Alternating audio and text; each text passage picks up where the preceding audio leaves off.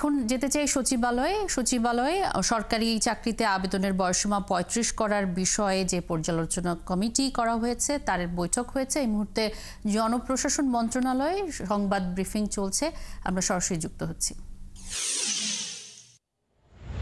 কোনোভাবে যদি কম বয়স করে অথবা তারা যে সিদ্ধান্তটি নেবে ৩৫ করা হলো না আপনার দাবি, সেটা আপনারা মানবেন কিনা? স্যার আমাদের সাথে যে যতটুকু কথা হয়েছে আন্তরিকভাবে উনি বলেছেন যে বৈষম্যহীন বাংলাদেশ গড়ার ক্ষেত্রে যে যৌক্তিক দাবি নিয়ে তোমরা এসেছো, আমরা অবশ্যই একটি সুন্দর বাস্তবসম্মত একটি সমাধান দিব। আমরা স্যারকে দাবি জানিয়েছি, স্যার এমন একটি সুন্দরভাবে সমাধানের পথ বেছে নেবেন যাতে আন্দোলন মাঠে থেকে না যায়।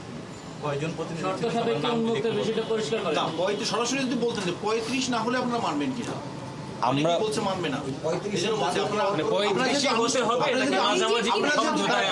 আপনারা যেহেতু আনুষ্ঠানিকভাবেই এই কমিটির সঙ্গে বৈঠক করেছেন, মাঠে যেটাই বলেন সেটা আমরা শুনেছি ৩৫ মানবেন না। আজকে যদি কি আলাপ হলো, মানবে কিনা?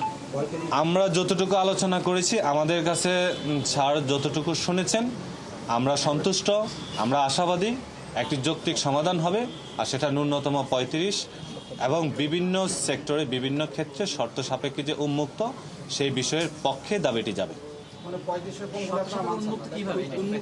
এটা শর্ত সাপেক্ষে উন্মুক্তর ব্যাপারটা হচ্ছে যে শিক্ষা ক্ষেত্রে, গবেষণা ক্ষেত্রে, চিকিৎসা ক্ষেত্রে বিভিন্ন সেক্টর আমাদের গবেষণার একটা রিপোর্ট আছে, স্মারকলিপি দিয়েছে, সেখানে বিস্তারিত আছে। আচ্ছা, আমরা 9টা।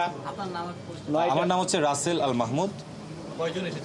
আমরা 8 জন এসেছি।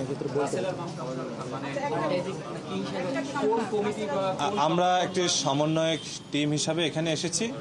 আমি সমন্বয়ক টিমের পক্ষে কথা বলছি।